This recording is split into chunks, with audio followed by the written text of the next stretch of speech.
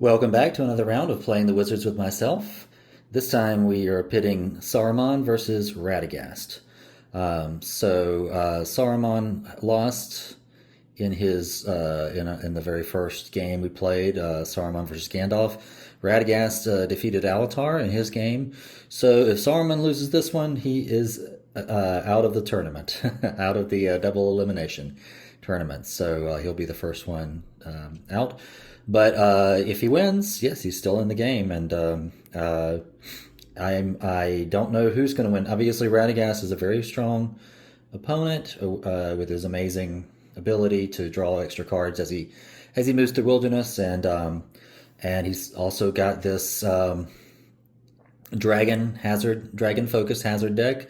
But his hazard deck may run up against a little bit of trouble when because Saruman's movement is really focused on Borderlands and Free Domain, so he may have a little bit of trouble trying to play some of those. We'll see how that goes. I did not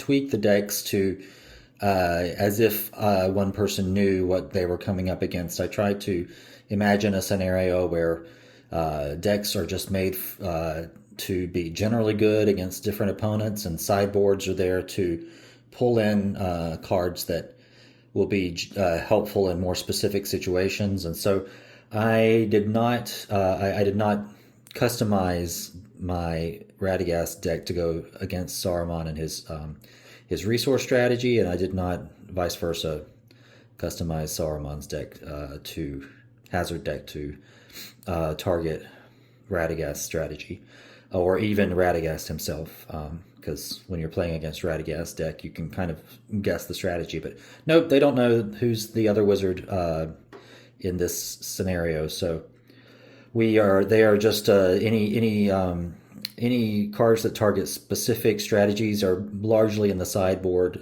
to be pulled out if needed, and just tried. So we'll see how it goes. Radagast has got great advantages, but I've made a few tweaks to Saruman's deck to hopefully make his orc strategy even more lethal. And so, yeah, it should be a good game. Let's get started. Okay, so I rolled to see who goes first, and Saruman goes first. So, I'm just to reiterate, I'm playing where natural 2 is a critical fail, natural 12 is a critical hit. So whatever that means in the context, unless we're talking about body checks where high rolls are bad. In that case, there's no critical roll in that case. I guess I could do it the opposite. I think we just don't do critical rolls when it comes to body checks. So let's get started, and yes, we have the same starting companies for both of these. I didn't tweak the starting company. I think they're generally good, and same starting items. I've got the shield to help with Théoden and his low body. Hopefully keep him alive in the early game until we can get some better items on him, and then he may pass that to someone else. But all right, let's draw. Hormorath, Risky Blow, Irith, Burgle, Sun,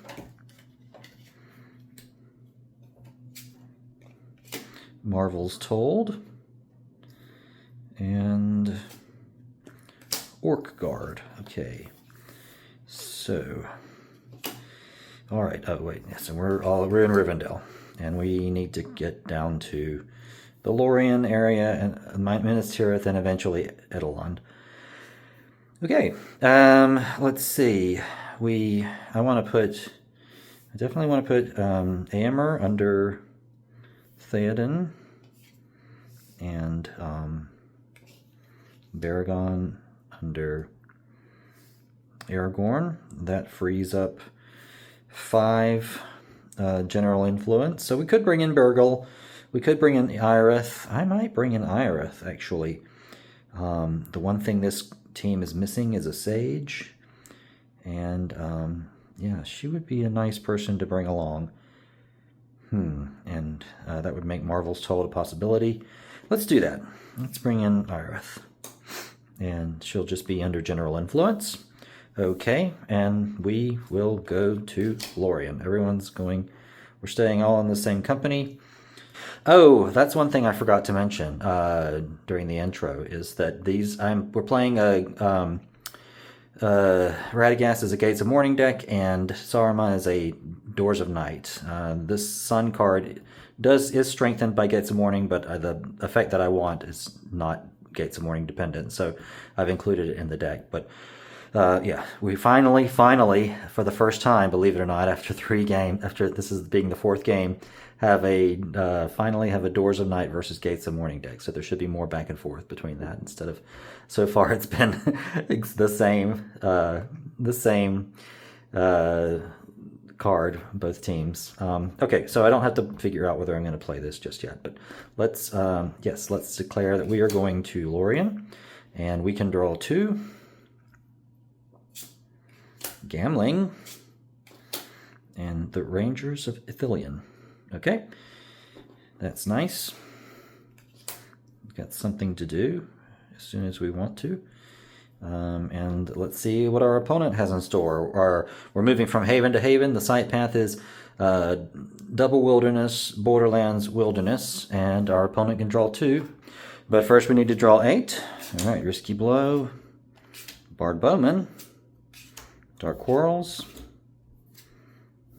the Gold Belt of Lorien, Muster, Echo of All Joy, okay, Dragon's Curse, not what we want to see right now, and Woodmen, okay, alright. Wow, well, not a lot that we can do. Oh, well, this is our starting 8. This is our starting 8, so yeah, now we can draw 2. Another Dragon's Curse, okay. And Cave Drake. Alright, okay, Cave Drake. So this is 2 strikes, attacker chooses defending characters, and we can play it, keep to double wilderness, and okay. And with Dragon's Curse, let's see, Dragon's Curse is a dark enchantment. The strike's prowess is modified by -1. The character, okay, they don't need to be wounded to receive these corruption points. Great, okay, so we can just target anybody. Playable facing a strike from a dragon hazard. Okay, great. So I think what we want to do is play Cave Drake, and we don't want to lose. So, and we're going to take a prowess modifier here. So we will play a Dragon's Curse, and we will target Aragorn. He's the one I'm going to be cursing. And does the strike's prowess? Okay, so his prowess is modified. The other strike's prowess is not modified. So, yeah, I will say 1 strike to Aragorn, 1 strike to Irith, and then Aragorn's strike is modified by Dragon's Curse. Okay, well, there's no sense in not tapping. Sadly, Irith is not a warrior, so she cannot take advantage of risky blow. Aragorn can, and he's facing a strike that's 9. He's got 6, facing a strike of 9. You know what? I might play Sun, actually. So here we go, long event Sun. And try and keep Irith alive. Is that going to make a lot of difference? She's tapping. She's got 1 to beat 10. Let's see. We have a hazard limit of 5. My opponent hasn't had turns to sort of accumulate nasty cards, so I can kind of safely assume he has maybe 1 more hazard to play on us. You know, that's not a super safe assumption, but maybe we can tap Éomer and... Oof. Let's tap Éomer and Baragond to help her out. Let's see if that helps. Let's see. So that's going to bring her prowess to 3 to beat a 10. Oof. Okay. So, anyway, the curse lands on Aragorn. There's nothing he can do about that. All right, let's face these. So, Aragorn's tapped. He's got to beat... or we could not tap Aragorn, actually, if we... if we don't tap Aragorn with Sun, he has a prowess of 4 to beat a 10. Oof, all right, I don't want to lose Aragorn. Well, I could use Risky Blow. That's true. Let's do that. Okay. So, I'm going to leave Aragorn untapped. I'm going to tap everyone else to help Ioreth. They're coming to the old gal's rescue. And so, yes, Aragorn will face his strike, untapped, with Sun, with Risky Blow. That's +4, bringing his prowess to 7. 7 to beat 9. Sounds like good odds. He rolls a 7. All right, so he beats it. And now Ioreth, she has 1, 2, 3, 4. 4 to beat 10. She rolls a 9. Excellent. Okay. Very nice. Ioreth. She kills that cave drake. Heck yeah. Thanks to the life-giving power of the sun. All right. And we've got our first marshalling point. Very nice. Okay. And Aragorn does have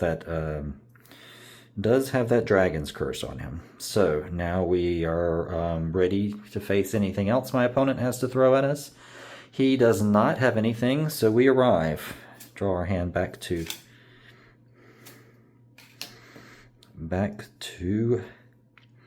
8.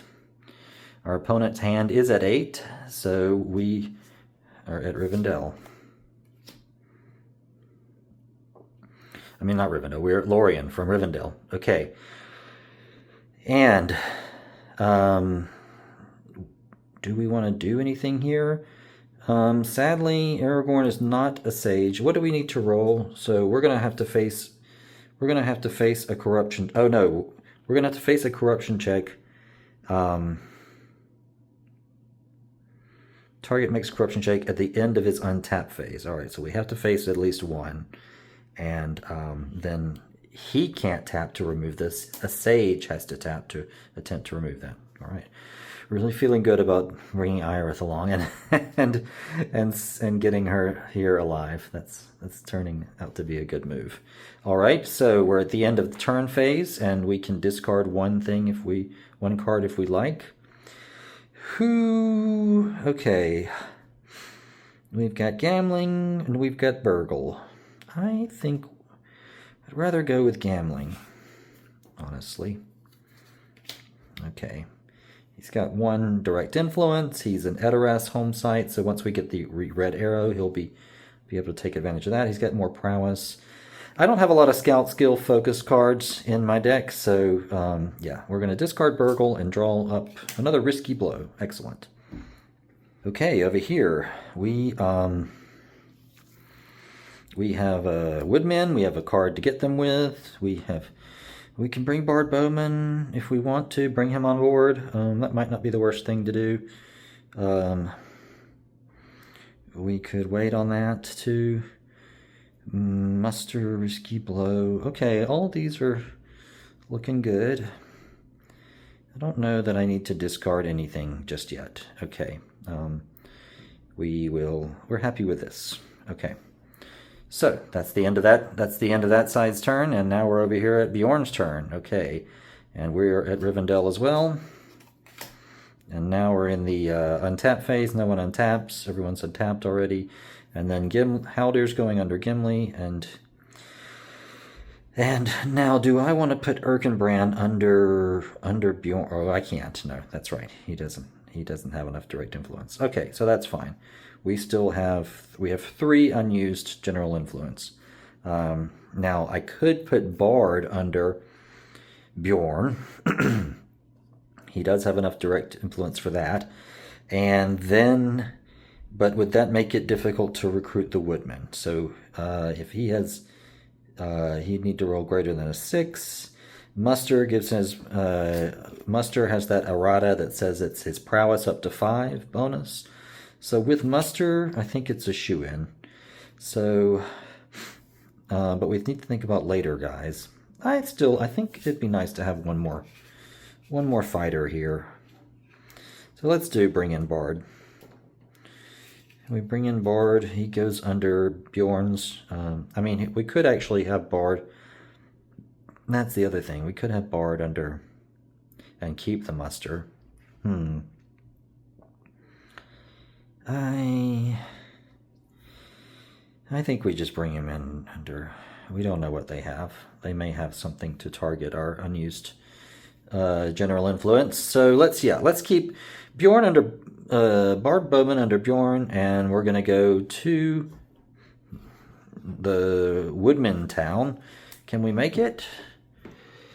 We are talking about from Rudour to Western Mirkwood. It's Rudour, High Pass, Anduin Vales, Western Mirkwood. So we're talking leaving out of a haven and going double wilderness, borderlands, wilderness to a border hold. All right, let's find that card. I'm not sure why.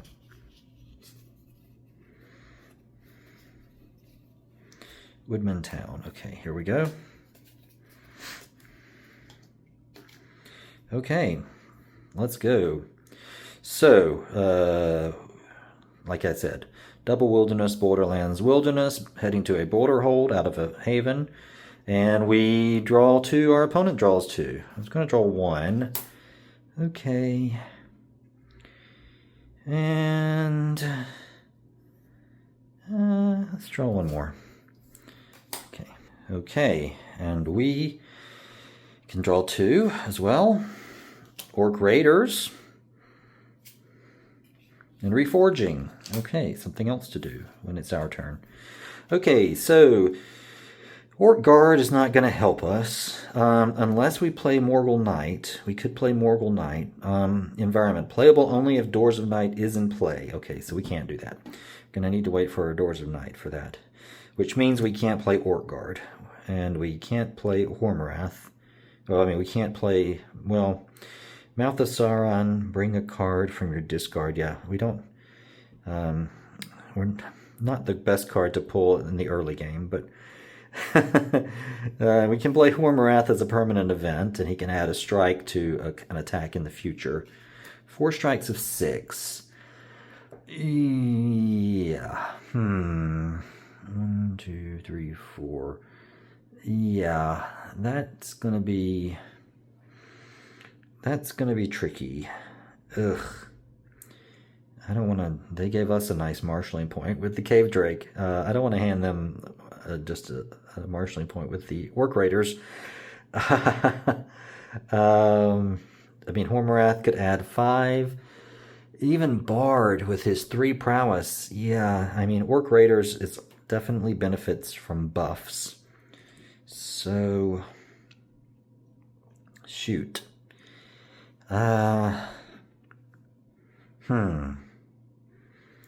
Okay, well, let's play Hormarath as a permanent event. And, yeah, then I think that's all we're going to be able to do, which means we're going to need to discard. And I don't know who we discard. I have no idea where Doors of Night is, and it could be way down in the deck. So let's lose that, sadly. Love that card. It's a great card, but we can pull it back. One hazard creature, hazard card. Yeah, we can pull it back out with Mouth of Sauron if need be. Okay, so that's all we have to play is Hormarath. We could tap Hormarath immediately to bring in some hazards from the side deck. Based on what we've seen from them so far, I don't really know anything just yet. So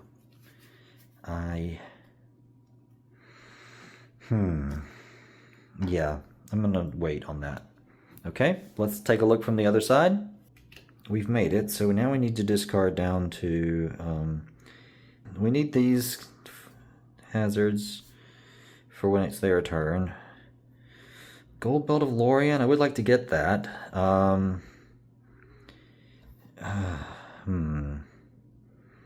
Dark Worlds is always pretty good. We have no sense of what their hazard strategy is yet, so I don't know. And Gates of More, maybe we just discard Dark Worlds.